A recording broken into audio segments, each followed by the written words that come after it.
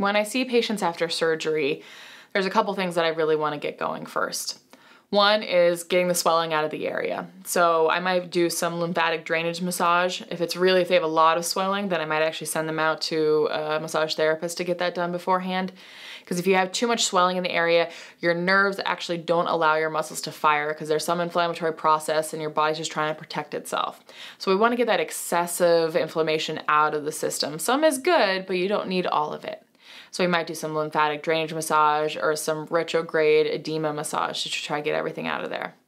And once we do, we're able to get the muscles to fire and contract. So even unless there's any reason why you're not supposed to have your muscles contract, even just doing isometrics, we're gonna get those muscles firing. We're gonna get them working again. We're gonna get them remembering what they need to be doing so that as we can start to gain motion, depending on what your surgery was, it's gonna be a strong dynamic stabilization of that joint to protect what was done. The other thing we're gonna look at are the surgical scars.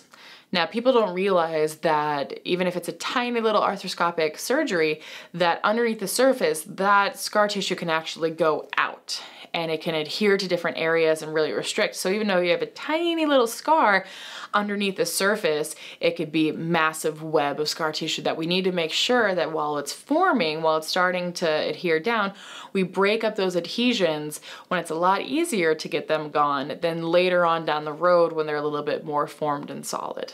So it's really important after having surgery that we get in there as soon as we can, as soon as the doctor will allow us, to get the swelling out of the area, get the muscles starting to engage, and then dealing with that scar tissue as well.